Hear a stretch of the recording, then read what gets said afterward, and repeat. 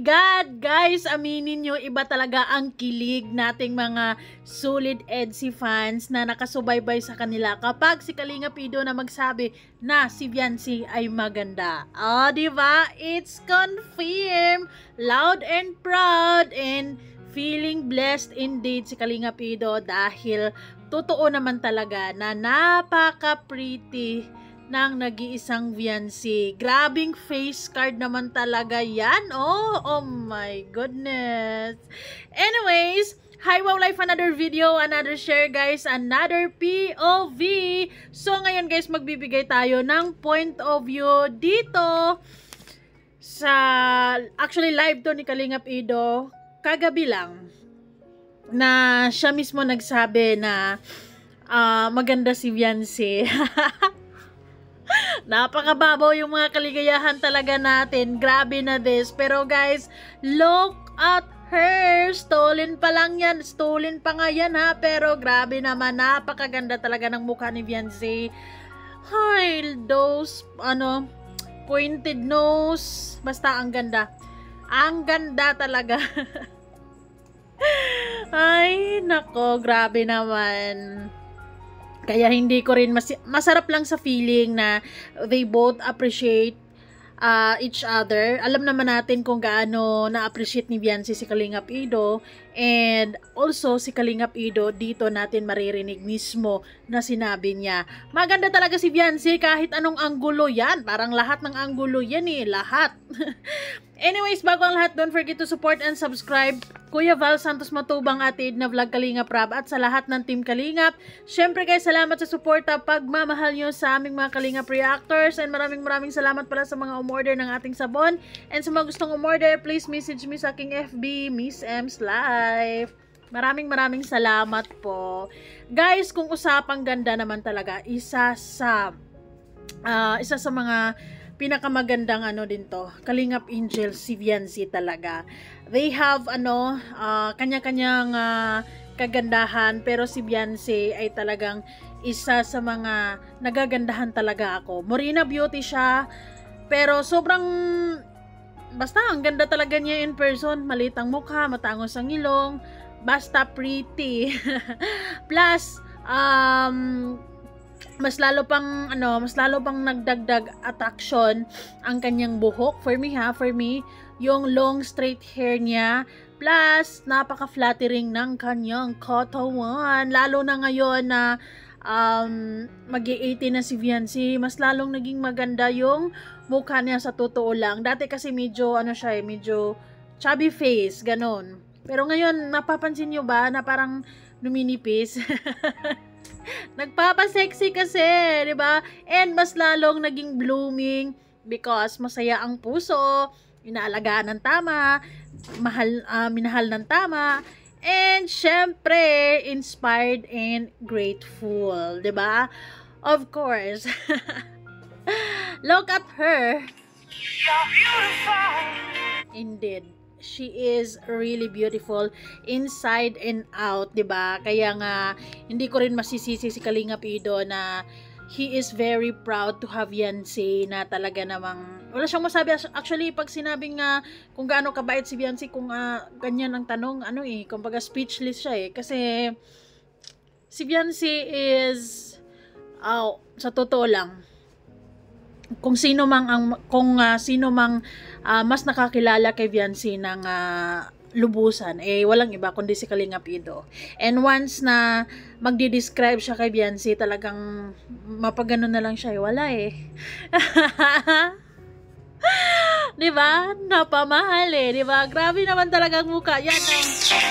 You're beautiful. You're beautiful. Tsaka aside sa napakagandang hulma ng mukha niya, clear skin. Hindi siya yung tipong skin na parang hindi siya pimpolin talaga. You're beautiful. You're beautiful. Talaga naman, Kalingap Ido. Huli pero di kulong, grabing tingin yan, di ba?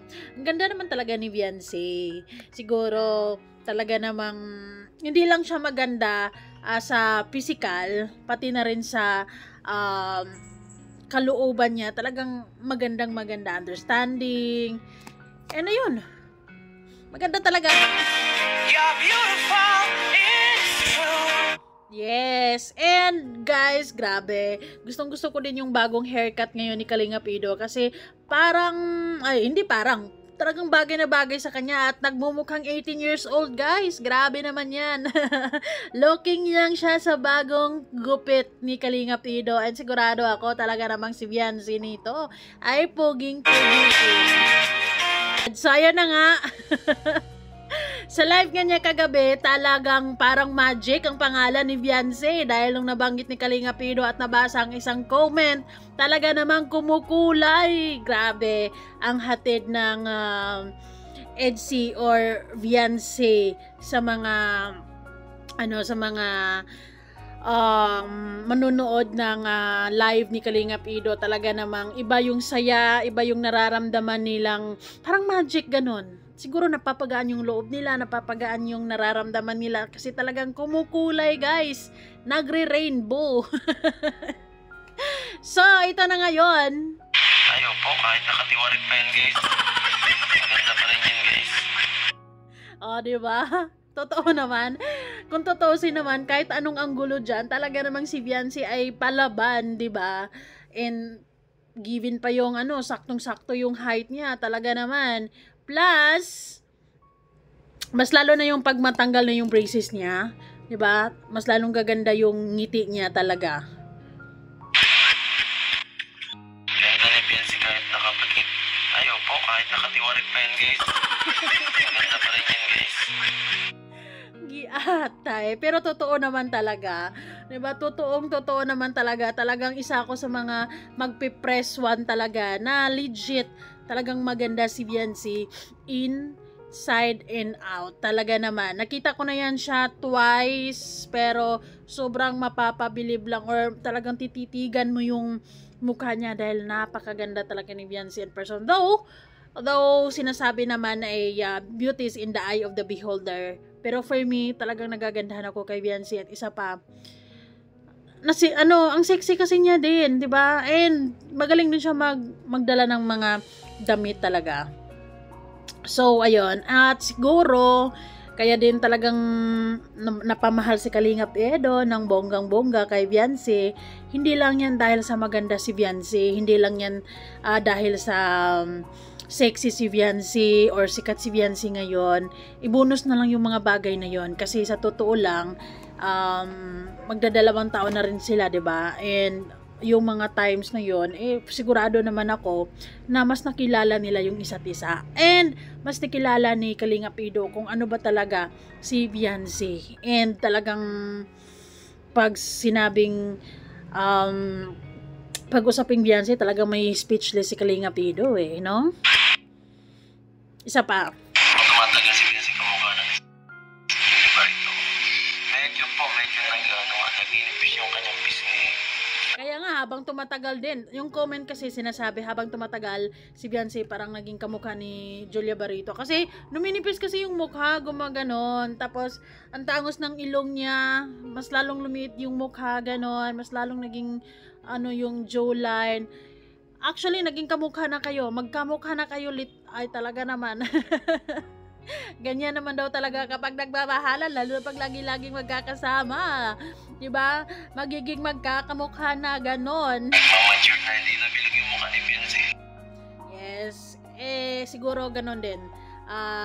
Isang factor din yun na talagang nagmamatured na, hindi na nga daw bilog ang mukha ni Viancy. Sa true lang.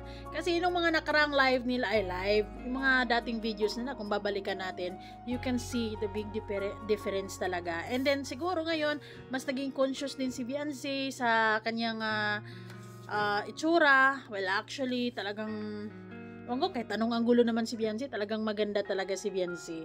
Pero syempre, habang tumatagal, nagkakaedad, o magi-18 niya, 1920, mas lalo pa yan, di ba? Mas lalo pang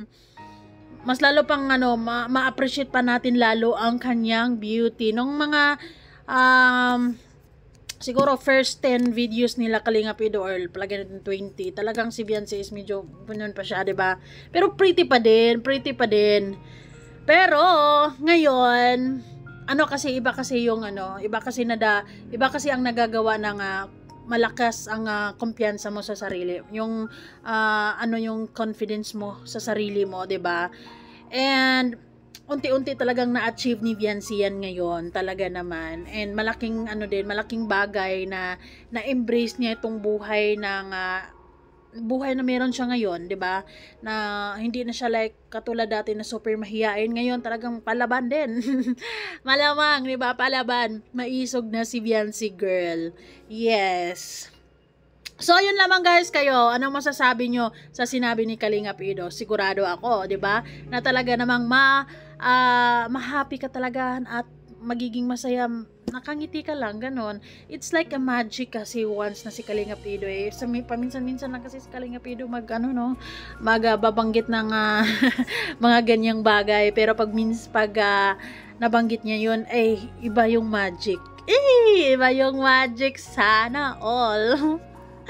'Di ba? Totoo. Yes. So, ayun lamang guys. Salamat po sa inyong panonood. Bye-bye na muna.